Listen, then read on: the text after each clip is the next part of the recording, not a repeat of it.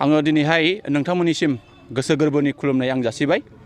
14 नं चिरांदुवार block committee UPPL लोगोसेयैनो आस्राबारि primary UPPL लोगोसेनो जोंहा आस्राबारि BCDCनि जे बानजायनायाव दिनैहाय जोङो भारतनि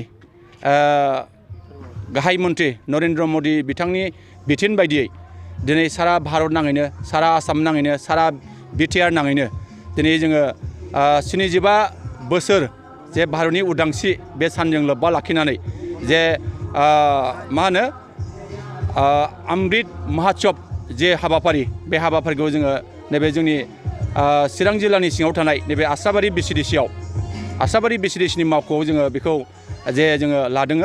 दा बे हाबाफारि बायदियै जोंहा दहाय जोंनि नैबे हाबाफारिखौ बेखेवनानै होदों, थामहिनबा फ्लेग अफ खालामनानै होदों जोंनि चिरां जिल्ला UPPLनि जा मानाव गेदेर गाहाय नेहाथारि बिदा गेदेर अमर सिंह ब्रह्म बिथाङा जोंनो बे हाबाफारिखौ बेखेवनानै होबाय। आरो जोङो बे बेखेवनाय हाबाफारिजोंनो जोङो सोमोन्दो लाखिनानै बा दिनैनि बे हाबाफारिनि गेजेरजों जों सोमोन्दो लाखिनानै जोंनि बे 14 नं चिरांदुवार समस्तिनि सिङावहाय गासै जोंहा 10 प्राइमारिफोर दङ। बे 10 प्राइमारिफ्राबो दिनैनि नैबे जे हाबाफारि बे हाबाफारिखौ लादों। आरो जों आसा खालामो जोंनि नैबे हाबाफारिनि गेजेरजों जे न'खर न'खर जे फिरफिला गायनायनि जे फोसावदिंनाय बे हाबाफारिया निस्सय दिनै सारा भारत नाङैनो सारा आसाम नाङैनो सारा BTR नाङैनो बियो दिनै जागासिनो दङ। जोङो रायजो राजाफोरखौ बेखौल' खावलायगोन जे फैगौ 13 थारिखनिफ्राय लानानै 15 थारिखसिम जाहाथे जोंनि साफ्रोमबो जोंनि नोगोरारिफ्रा रायजो राजाफ्रा गाव गावनि न'आव जाहाथे फिरफिलाखौ गायनानै लायो। जे जोंहा बाहाय मोननै रोखोमनि जोंहा फिरफिलाखौ गायनो हायो। मोनसेया जाबाय जोङो न'आवनो खानानै दोननाय आरो मोनसेया 13 थारिखआव फुंनिफ्राय जोङो मोनाबिलिसिम जों बेखौ जोङो फिरफिलाखौ उरायहोनो हायो। आरो मोनानाय लोगो लोगोनो बे फिरफिलाखौ जों बोख्लायफिननानै अखानायै 14 थारिख खालि जोङो फुङाव जोङो फिरफिलाखौ उरायहोफिननो हायो। आरो बेलासे जोङो 5थायाव बे फिरफिलाखौ जोङो बोख्लायफिननांगौ जागोन।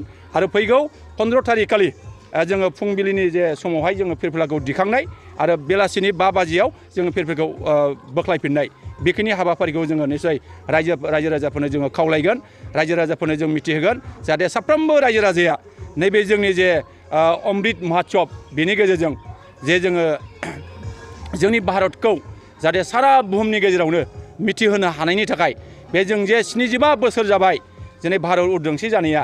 दा बे भारत उदांस्रि जानायनि गेजेरजों जोंनि सोलोंथाइ बिथिङाव, रांखान्थि बिथिङाव, थुनलाइ बिथिङाव, समाज बिथिङाव जे जोंनि बिगियानारि जे जों बिरोंदामिन बिथिङाव जों माबायदि दावगानो हाखो जों दिनै एसेब्लाबो मोनदांनो हाबाय। जों आसा खालामनो हायो दिनै ब्रिटिशफ्रा भारतखौ 200 बोसोर सासन खालामनानै जोङो 1947 मायथाइनि 15 आगस्टआव उदांस्रि जानानै जों दिनै 75 बोसोर जाफैबाय। जों आसा खालामनो हायो जोङो भारतआ सानसे बुहुमनि गेजेरावनो बयनिख्रुइबो देरसिन गोहोगोरा हादोर जागोन। बेखौ जोङो दिनै मोनदांनो हायो। दा बेनिखायनो साफ्रोमबो जोंनि नोगोरारिफ्रा जोंनि सरकारनि जे बिथोन बे बिथोनखौ जाहाथे साफ्रोमबो गोसो गोरबो होसारनानै जाहाथे फालिगोन, जे गनायनानै जोंनि बिथोनखौ जाहाथे मानिगोन बेखिनिखौ जोङो मिजिं खालामो।